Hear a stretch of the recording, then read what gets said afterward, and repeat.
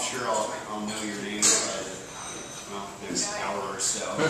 So you all know your names. So we're going to do a food and wine pairing. It takes about 45 minutes, and as you can see, it is a hands-on thing. And then you'll move into the aroma wheel. We're going to learn about component aromas of wine, both good and bad aromas, because there's some bad ones on that wheel too. And then you'll come back here into the kitchen and just have a good old time cooking up your lunch and our lunch for that matter. All the staff here will be able to partake as well. One of the things that you're going to be scored on for your Iron Chef competition is the wine that you pair with the food. And so there may be some tidbits you can take out of this presentation that you could apply to picking the appropriate wine. There'll be several wines out, and as you're creating your dish or dishes, you can be trying wine and talking to the chefs about the wine that you're thinking about pairing with the food and why you're thinking about doing it. So it is part of your final score for the Iron Chef. We'll get more into the Iron Chef later. But first of all, I'm going to teach you a concept that we call taste balance. And taste balance is knowing how the taste of food react and actually change the taste of wine. And by the way, this is a PowerPoint presentation. You guys don't see it. I learned a long time ago it's much better to just talk without you looking at a screen. But I kind of need to use it to keep myself on track. Also, this presentation I'd be happy to email to you if you find that it's something you may be able to use back home. But when we look at this concept of taste balance, we're always looking at the dominant taste. What is the dominant taste in the food? And knowing that dominant taste, how is it going to have an effect on the wine? And the dominant taste of anything that you eat or drink is going to change the taste of the next thing that you eat or drink. So in some cases here, you'll be trying the food, you'll be trying the wine. It will be a very profound change in the taste of the wine. All 10 of you will experience the same thing. Sometimes it will be a very subtle change in the taste of the wine. A great example of how tastes change the next thing that you put in your mouth. The taste of something will change the next thing you put in your mouth is brushing your teeth and having a glass of orange juice. Have you ever done that? In the morning. Pretty bad. Brush your teeth.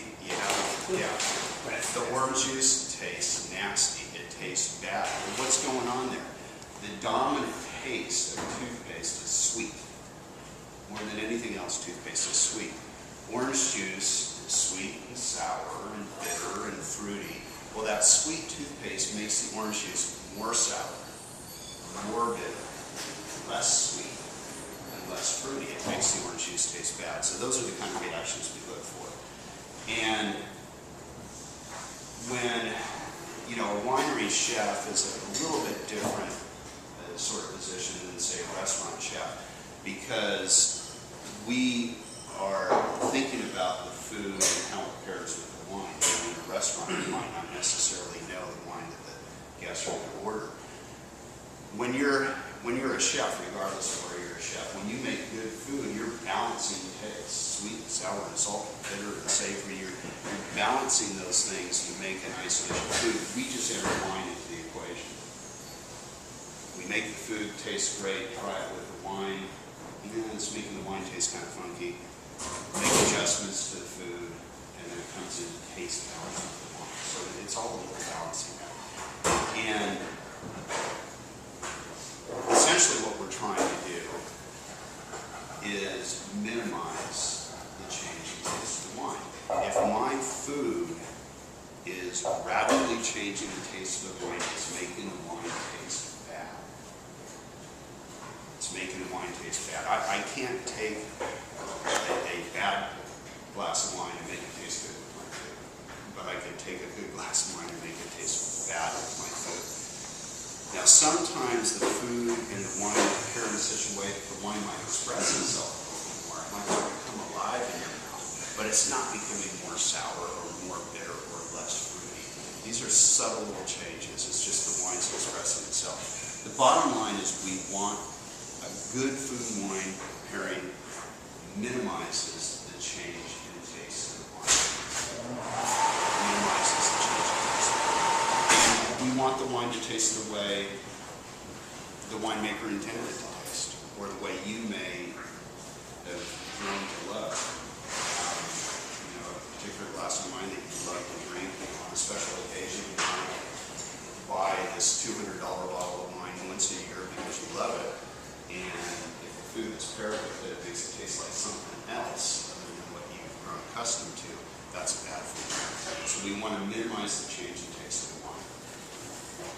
We taste 5 things, or 5 basic tastes, thousands of flavors. We'll talk about flavor more, but we taste 5 things: sweet, sour, salt, bitter, and a 5th taste called umami. Has anybody heard of umami? Savory. Savory. Yeah. Exactly. Umami is a savory taste. It's a protein taste.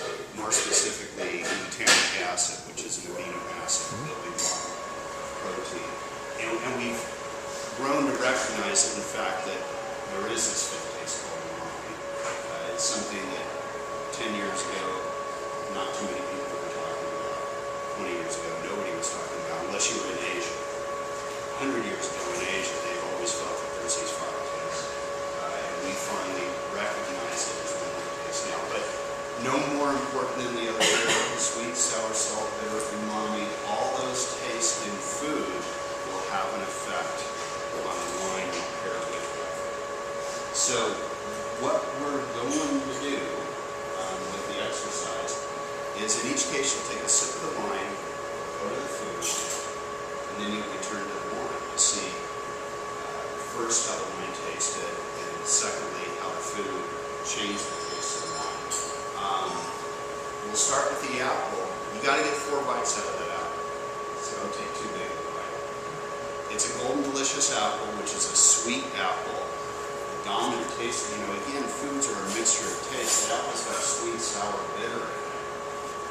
But more than anything, it's sweet, especially since we toss it in sugar, just to make sure that the dominant taste is sweet. And what you'll do is start with the white Zinfandel. You'll take a sip of it, a bite of the apple. Make sure you chew up the apple and swallow it before returning to the white Zinfandel. We want to see how the apple changes the taste of the white Zinfandel. If you just wash the apple down with the wine, then you're adding apple to the wine as opposed to seeing how the apple changed the taste of the wine. So take a little bite, chew it up, swallow it, and then return to the white Zinfandel. So go ahead and start with the white Zinfandel. Everybody take a sip. And then at your own pace, take a bite of the apple, chew it up.